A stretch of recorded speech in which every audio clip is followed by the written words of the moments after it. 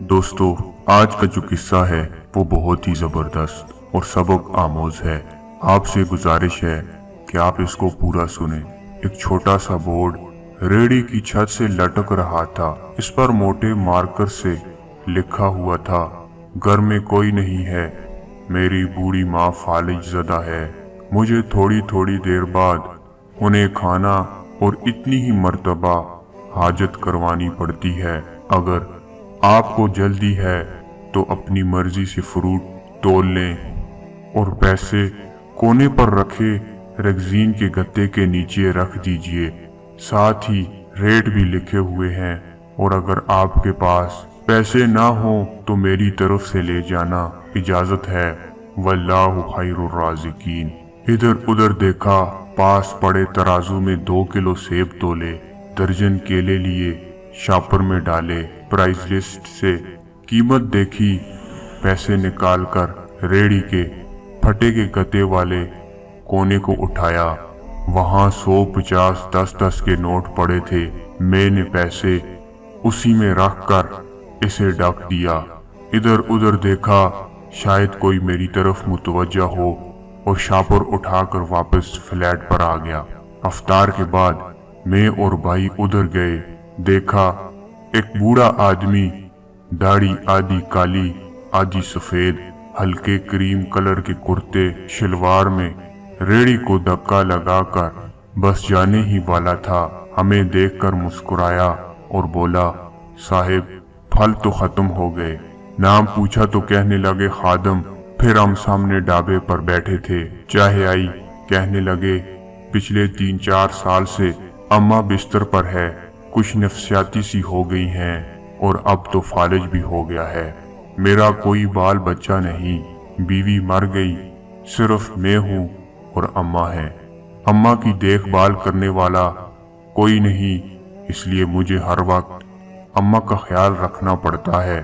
एक दिन मैंने अम्मा के पांव दबाते हुए बड़े नरम लहजे में कहा, अम्मा तेरी तीमारदारी को तो बड़ा जी करता है, पर जेब में कुछ नहीं। तू मुझे कमरे से हिलने नहीं देती, कहती है तू जाता है तो मेरा जी घबराता है। तू ही बता मैं क्या करूं। अब क्या गैब से खाना उतर आएगा? न मैं बनी इसराइल का जना हूं, न तू मूसा की माँ है, क्या करूं? ये सुनकर अम्मा ने हांफते कांपते उठने की कोशिश की। मैंने तकिया ऊंचा करके इसको बिठाया, टेक लगवाई। उन्होंने जूड़ियों वाले चेहरा उठाया, अपने कमजोर हाथों का प्याला बनाया, और न जाने रब्बुल आलमीन से क्या बात की।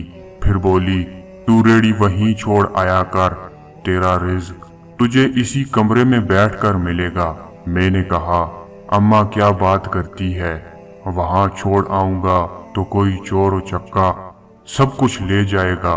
आजकल कौन लिहाज करता है, बिना मालिक के कौन खरीदार आएगा। कहने लगी, तू फजर को रेहड़ी फलों से भरकर छोड़ कर आ जा, बस ज्यादा बातें न कर, शाम को खाली ले आया कर।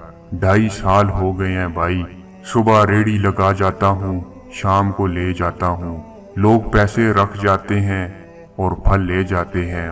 ढेला ऊपर नीचे नहीं होता, बल्कि कुछ तो ज्यादा रख जाते हैं, और नफा 300-400 रुपए ऊपर ही निकलता है। कभी कोई अम्मा के लिए फूल रख जाता है, कभी कोई और चीज। परसों एक पढ़ी लिखी बच्ची पुलाव बना कर रख गई, नोट लिख कर गई, अम्मा के लिए है। एक डॉक्टर का गुजर हुआ, वो अपना कार्ड छोड़ गया, पुश्त पे लिख गया, अंकल अम्मा की तबीयत ना संभली तो मुझे फोन करना, मैं घर से पिक कर लूंगा। किसी हाजी साहब का गुजर हुआ तो वो इजवा खजूर का पैकेट छोड़ गया। कोई जोड़ा शॉपिंग करके गुजरा तो फ्रूट लेते हुए अम्मा के लिए एक सूट रख गया। रोजाना ऐसे कुछ न कुछ मेरे रिज़्क के साथ मौजूद होता है। न अम्मा हिलने देती है और न अल्लाह रुकने देता है। अम्मा तो कहती, तेरा फल बेचने के लिए अल्लाह खुद नीचे उतर आता है और बेच बाच जाता है। भाई वो सोना रब राज़िक है। आखिर में आप दोस्तों से एक ही बात कहना चाहूँगा, अगर आप फारग हों और अपने वालिदैन को काम करता देखें और फौरन उठकर उनकी मदद करें।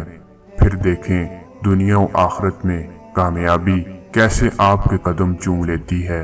दोस्तों, ये वीडियो अपने दोस्तों के साथ लाजमी शेयर करें। मजीद वीडियो के लिए आप हमारे चैनल सबक टीवी को लाजमी सब्सक्राइब करें। दोबारा एक और ऐसी वीडियो में हाजिर होते हैं। तब तक अल्लाह हाफिज।